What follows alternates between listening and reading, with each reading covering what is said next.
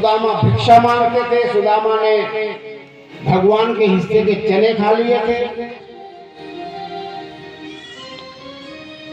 और दुर्वासा ऋषि ने कहा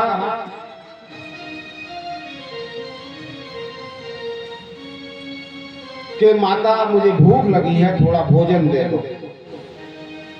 उस समय आश्रम में भोजन की व्यवस्था नहीं थी क्योंकि विद्यार्थी भिक्षा लेकर नहीं आए थे और एक मुट्ठी चने थे जो गुरु माता ने सुदामा के लिए रख रखे थे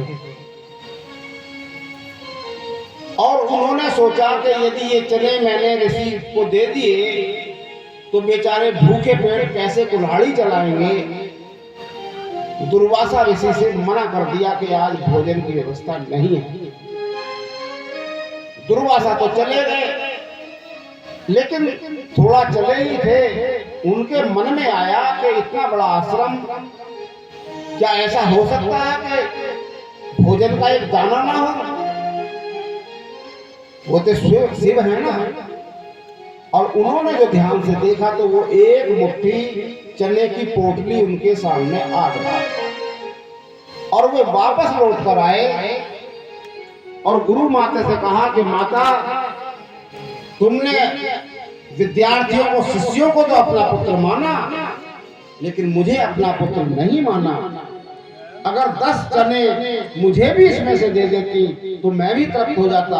मैं श्राप देता हूं, जो भी इन चनों को खाएगा वो आजीवन दरिद्र रहेगा। और ये बात सुदामा ने आते हुए सुन ली। दुर्वासा तो चले गए और सुदामा ने वो पोटली चने की जो ले रखी थी, गुरु माता ने दी थी। सोचने लगे कि यदि मैंने ये चने कृष्ण को दे दिए तो राजकुमार है, राजा बनेगा, उसका जीवन तो अभिशाप हो जाएगा।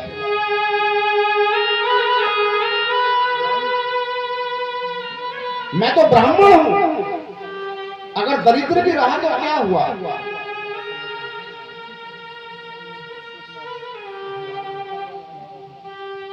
सुखदेव जी कहते हैं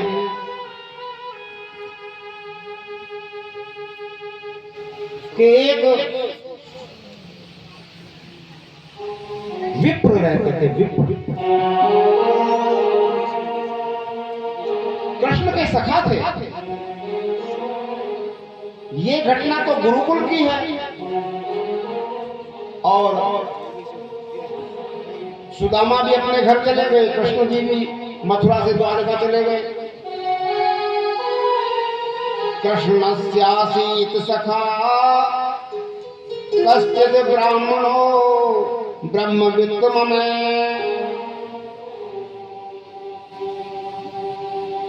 विरक्त इंद्रियार्थेषु प्रशांतात्मा जितेंद्रिय। सुदामा, सुखदेव जी बता रहे हैं कि परीक्षित, कृष्ण के एक सखा थे, कश्चित् कोई, ब्राह्मण ब्रह्मविद् में, ब्रह्मनिष्ठ ब्राह्मण थे। विरक्त इंद्रियार्थेषु, विरक्त थे और इंद्रियों में प्रशांतात्मा जितेंद्रिय, उनकी आत्मा शांत थी, संतुष्ट थे और जितेंद्रिय थे।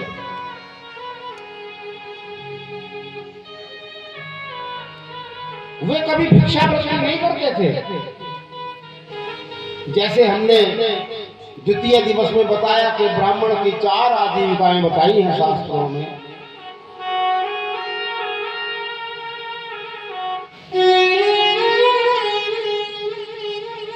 वार्ताशाली, तो वे बिना शालीन, बिना मांगे जो मिल जाए हरि कीर्तन करते थे। लोग कहते हैं कि भिक्षा मांगते थे। अभी 200 वर्ष पहली बात है, मिथिला में एक ब्राह्मण थे बिहार में। उनका नाम था भवनाथ शर्मा। और चाहे भूखे रह जाए कभी भिक्षा नहीं करते थे। जो घर दे जाए घर ही भगवान का भजन कीर्तन करते थे। खेती बाड़ी थी नहीं और लोगों ने नाम रख दिया था अयाची मिश्र, जो ना मांगे। उनके जब बच्चे ने जन्म लिया पुत्र ने, तो दाई ने कहा कि पंडित जी मेरी बधाई मिलनी चाहिए, पुत्र जन्म हुआ है। तो पंडित जी ने कहा, अयाची मिश्र जी ने, कि देवी मेरे पास इस समय कुछ नहीं है, लेकिन जब ये बच्चा अपनी पहली कमाई करेगा तो मैं सारी तुझे दे दूंगा। बच्चा 4.5 वर्ष का हो गया, कपड़े थे नहीं, धूल में खेलता फिरता था। राजा की जो सवारी निकली हाथी, तो बच्चा बीच रास्ते में खेल रहा था। राजा के महावत ने कहा, ए लड़के आगे से हट, दिख नहीं रहा राजा का हाथी आ रहा है। तो वो 4.5 वर्ष का बच्चा बोला, मूर्ख है क्या? क्या ब्राह्मण कभी किसी को रास्ता देता है? अपना हाथी किनारे से ले जा। अब जब राजा ने ये बात सुनी तो महावत से कहा, हाथी नीचे बैठा, और उतर के आया और कहा कि ब्राह्मण महाराज तुम तो अभी बहुत छोटे हो, इतनी बड़ी बात कैसे कह दी? तो उस 4.5 वर्ष के बच्चे ने कहा, बालो अहम राजा नैने बालो सरस्वती। राजा मैं ही तो बच्चा हूं, मेरी सरस्वती बच्चा नहीं है। प्राप्ते तु पंचमे वर्षे वर्णयामि जगत्प्रियम। जब मैं 5 वर्ष का हो जाऊंगा तो यहीं बैठे बैठे तीनों लोगों का वर्णन कर दूंगा। राजा ने उस बच्चे को 4.5 साल के नंगे बच्चे को गोद में उठा लिया और कहा कि ब्राह्मण देव कोई ऐसा श्लोक सुनाओ जो आधा लौकिक हो आधा वैदिक हो। तब उसने सुनाया, चलितस चकितस छन्ने प्रयाणे तब भूपते सहस्र सिरई खापुरई सहस्र पाद सहस्र चक्षु। कि चलायमान हो जाता है, चकित हो जाता है, ढक जाता है। प्रयाणे तब भूपते, जब आप प्रयाण करते हैं, चलते हैं। कौन चलायमान हो जाता है? सहस्र सिरई शेष नाग। जब आप धरती पर चलते हैं तो धरती डोलने लगती है, वो भी हिल जाता है। खापुरई चकिता, इंद्र चकित हो जाता है। और छन्ने ढक जाता है सूर्य। राजा उस बच्चे को घर ले गया और सोने की मोहरों का ढेर लगा हुआ था। उस बच्चे से कहा कि ब्राह्मण देव हाथ रख दो, बस छोटे हाथ से रख दिया और वो उसने बोरी में भरवाए राजा ने और सिपाहियों से कहा कि इनके घर पहुंचाओ। 50 रुपए हरपाल सिंह। और जब वो सोने की मोहरों की बोरी घर पहुंची, राजा ने खोलकर नहीं देखा, ब्राह्मण ने खोलकर नहीं देखा क्या है इसमें, और उस दाई पर खबर भेज दी कि अपनी दक्षिणा ले जा, जो तेने बच्चे को जन्म कराया था वो ले जा। मैंने वचन दिया था कि पहली कमाई जो है।